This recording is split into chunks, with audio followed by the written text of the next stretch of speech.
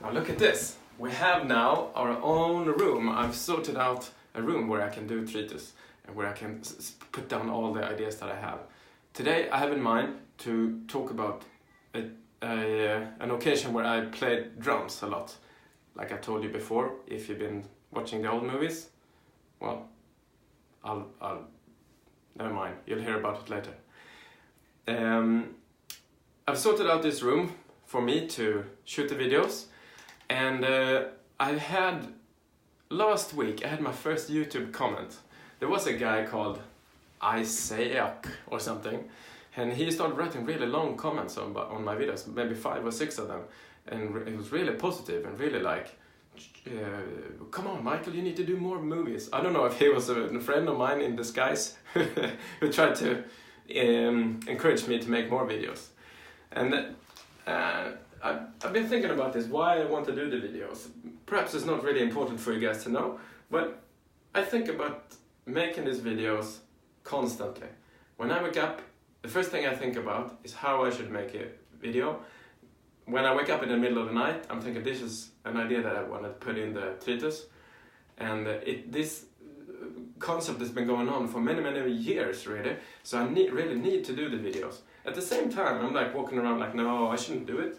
Like, why should I do it? No one wants to see it. And I even have a few friends at work now who are interested in seeing the videos, and I've talked a little bit about the concept with them. And then I get like embarrassed, like, oh, you guys don't know about this? And it's like a paradox. So the only thing I want to do is tell people about the ideas that I have in my mind. I usually sit down and like hoping for someone to ask me like, can you explain how the world works? And I will say yes, and I will try to explain it, but that never really happens. So anyhow,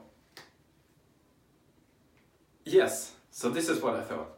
I thought that I should just make these videos for my children instead, and just saying, dear Alfred, Ingrid and Walter, here's your father for the future. This is the greatest idea that I've come up with, and I hope that you can listen to this and benefit it from the future. So if I would just talk to them, what do I have to lose? Anyhow, this time I really made a manuscript for the Tritus. And this is like a restart with a new studio, like a reintroduction of the Tritus.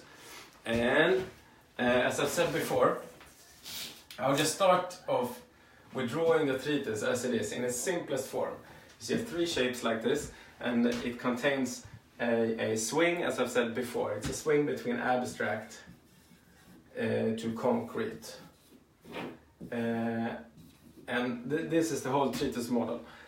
And I use this to explain pretty much everything. And then so this video series, what I want to do is to frame everything that I've thought about in relation to the Tritus model.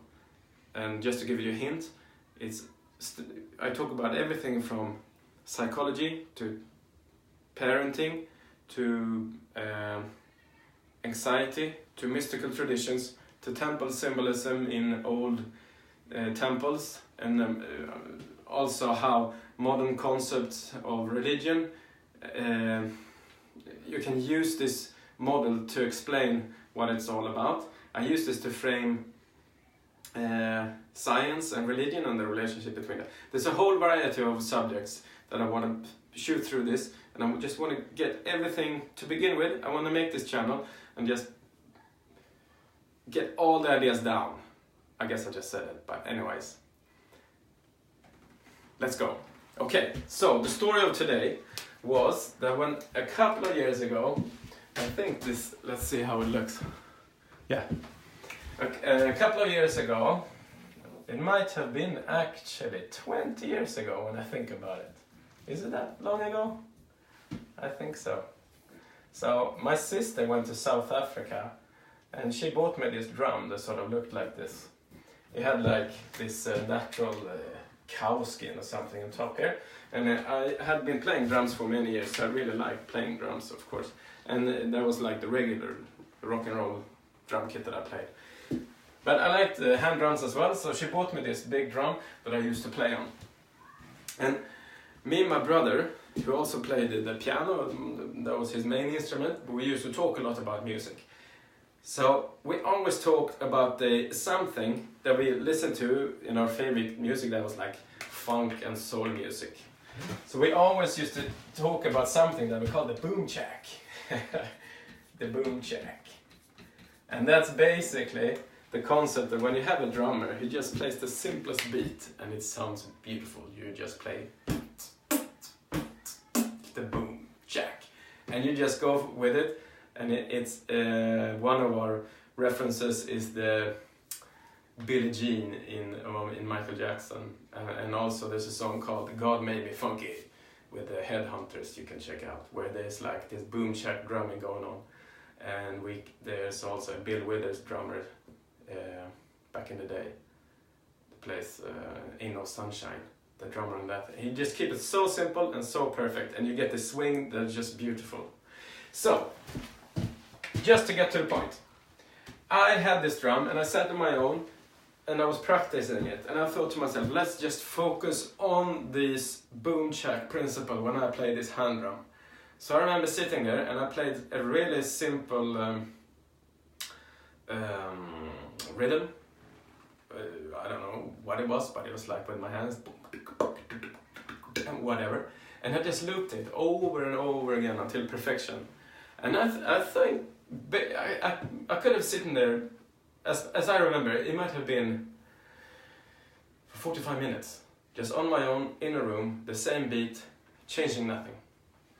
So I repeated the cycle, and the cycle is like, I don't know, 2 seconds long, and then it starts over and over and over again. And I just focused on finding this beautiful thing between the notes, between the drum, which me and my brother called the boom check. And after a while, I remember getting into the zone and like feeling really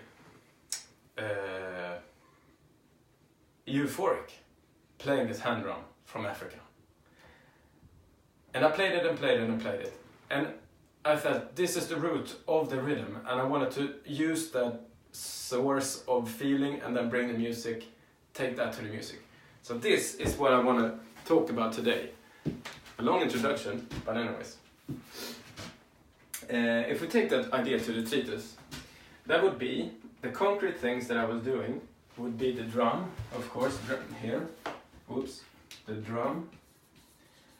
That's like the main thing. It's the base level of the measurable things that you can use. And then I had this idea, which would be the boom check. And then I used this idea in collaboration with the physical drum. And then all of a sudden, this magical state happened. Oh, sorry. Which is the top circle of the Tritus, and that's the main reward of playing drums. And maybe we should call this, we could call it music, really.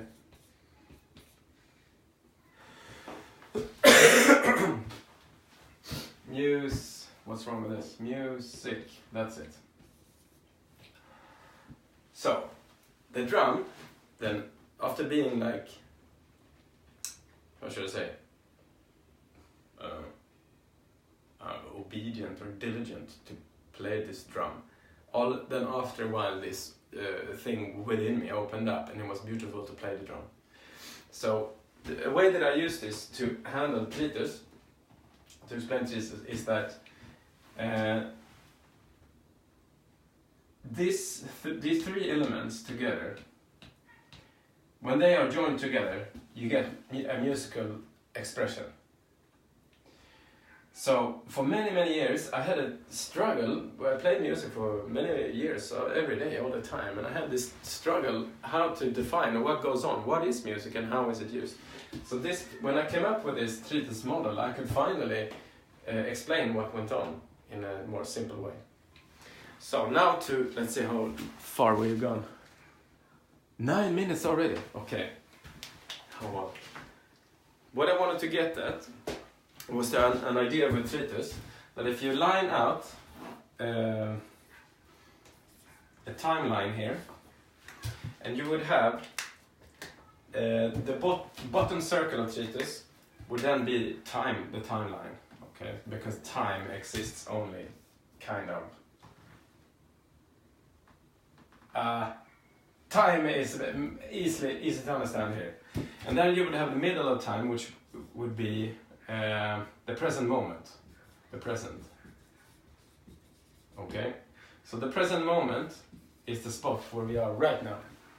Now the problem is that our mind, which is this section, our mind shoots our focus into the future and into the history, like into the back and the forth.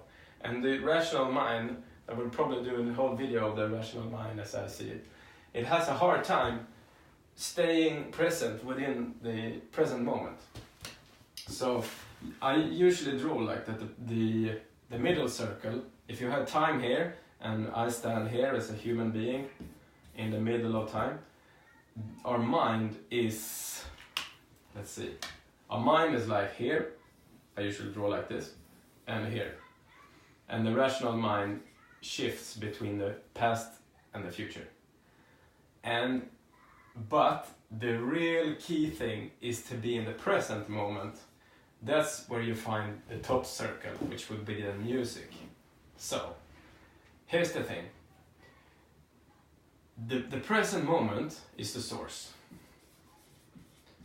of the music, of the drum beat. Yeah, the boom check, the mother of boom check was found in the origin, the source of the boom check is found in the present moment. So we have the boom check here.